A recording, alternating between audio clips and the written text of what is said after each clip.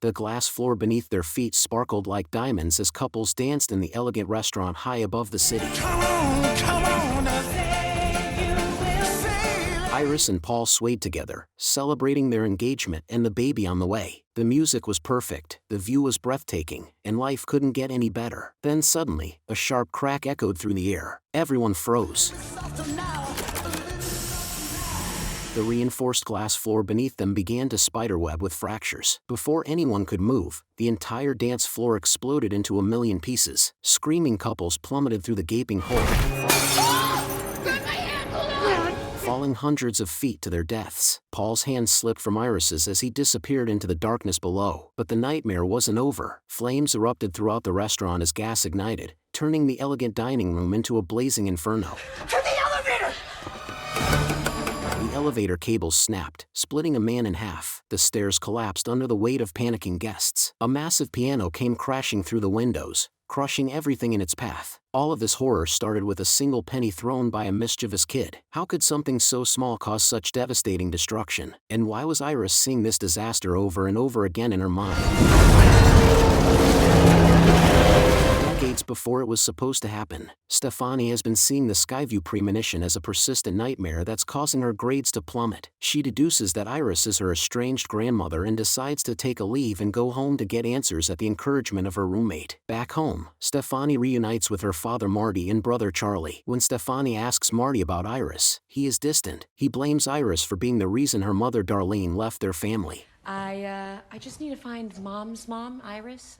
Charlie is also distant from Stefani, embittered by her never reaching out after leaving for college. Stefani drives Charlie to visit their cousins Julia Campbell, Eric Campbell, and Bobby Campbell. It is clear that thanks to Stefani's absence, Charlie has grown closer to their cousins instead of her. Stefani tries to get more answers from her Uncle Howard and Aunt Brenda. Steph is dreaming about Grandma Iris. Psycho Granny? I thought she was dead. Well, she's dead to us.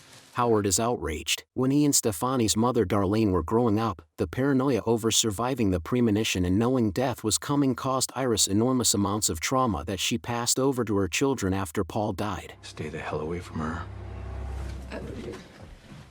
Brenda secretly guides Stefani to a box of letters that Iris sent to their family warning them about death. Stefani uses the letters to track Iris down. Iris has locked herself into a secure compound for over 20 years and is now dying of cancer. Iris shows Stefani a notebook containing all the details she's gathered about death over the years, including accidents such as the Route 23 pileup and the Flight 180 crash. Iris reveals that after the premonition, she saved everyone, and now death is coming for their family after working through the list over all these years. But Death doesn't like it when you fuck with his plans. When Iris tries to convince Stefani to stay with her in the locked compound, Stefani attempts to run away. Despite her fear, Iris runs out to give Stefani her notes and accepts her fate. Death causes an impacted fire extinguisher to launch a weather vane straight into her head, killing her. At Iris's funeral, Stefani's mother Darlene arrives, now living in an RV and going from trailer park to trailer park. Stefani is furious at her for abandoning them when they were little. Charlie confronts her for doing the same thing when she left for college. You're mad at Mom, but you haven't been around either. I'm not like her. The Campbells return home to host their memorial barbecue, and Darlene joins them. Howard tries to convince her to stay at their house, but she declines. Howard gathers everyone for a toast to enjoy the time they have with each other while it lasts. A series of mishaps happen during the barbecue. A faulty gas tank almost burns Eric, a rake is directly underneath a trampoline Bobby is jumping on, and a broken shard of glass ends up in someone's drink. Darlene sees the rake and moves it. All right, here we go. Okay, Dad. Do it. Stay away from that edge. Come on, Uncle Howard. But an unsupervised beer bottle falls and causes a hose to inflate. While this is happening, back at her house, Stefani starts looking at Iris's notebook and begins feeling death's presence. A gust of wind sends a family picture falling to the ground with a singular shard of glass falling in front of her. Stefani realizes they're in trouble and races to the barbecue. She arrives, but it's too late. The trampoline rips with Bobby on it, and the glass falls with the shard falling right side up. Howard steps on the shard, impaling his foot, and just as this happens, the hose sends the rake falling onto their lawnmower, activating it and sending it right onto Howard's face, killing him. And he shall wipe away every tear. After Howard's funeral, Stefani gathers the family around to discuss Iris's notes. Over the years, Death has come for every single person who cheated death and survived the Skyview premonition. Now he's coming for Iris's blood relatives in order because they were never supposed to exist. The grieving Campbells are all furious at Stefani and leave. What is wrong with you? No, it's not a conspiracy theory. Later that night, while closing up at a tattoo parlor, Eric nearly gets killed after a series of events cause a fan to get wrapped up in chains that get caught on his nose ring, and he falls into a fire caused by isopropyl alcohol.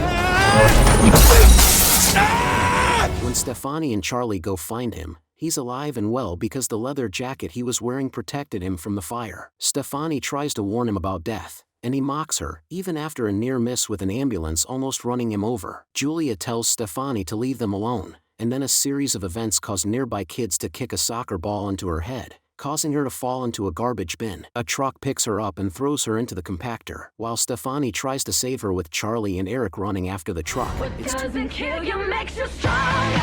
It's too late. The compactor crushes Julia's head. The family starts believing Stefani. After Stefani expresses confusion with death's order, Brenda reveals that it skipped Eric because Eric isn't Howard's biological son. Stefani, Charlie, Darlene, and Bobby decide to go look for a JB who works at a hospital. Eric decides to join them to make sure Bobby is safe. During the ride, Stefani and Darlene begin to find common ground and fix their relationship. At the hospital, JB is William John Bloodworth, who is the son of the singer Iris saved during the Skyview premonition. You were the last to die. You were the little boy. Correct. Over the years, he and Iris have been friends who work together on her research and have been tracking death over the years. He explains the rules of death's list to the family and how to escape it: either kill someone to take the rest of their life or die and be revived. He says that with Iris dead and him also having cancer, he knows his time is coming. Bloodworth retires from his job, then wishes the family good luck and tells them to enjoy whatever is left of their life. While Stefani, Charlie, and Darlene were discussing their next move, Eric and Bobby decided to take things into their own hands and wander off to the hospital. After briefly discussing and shutting down the idea of killing a baby, they decide on a plan. I got an idea,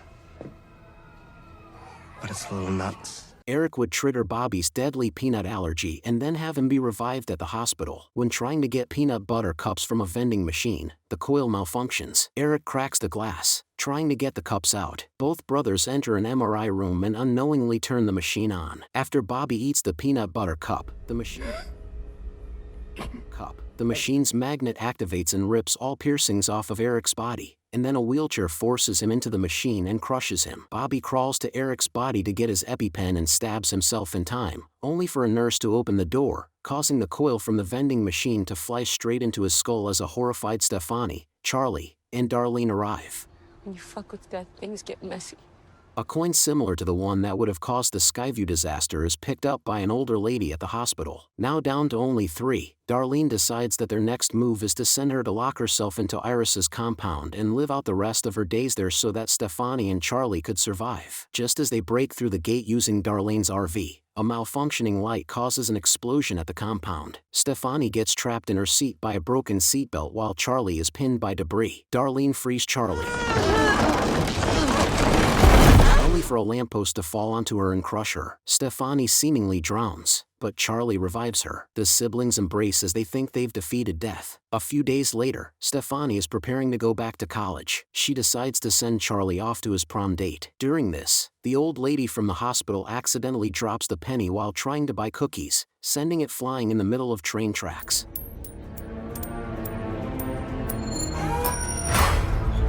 Stefani and Charlie hear that it doesn't mean she died and was brought back to life because her heart never stopped if she was just revived. Stefani begins seeing signs reminding her of the Skyview premonition. A train derails and starts going for Stefani and Charlie. The siblings run and evade the train, only for logs from the top to fall down and crush the both of them. The credits roll with newspaper clippings of the accidents that claim the survivors of the Skyview premonition, ultimately ending with Stefani and Charlie's obituary. An in memoriam credit is dedicated to Tony Todd.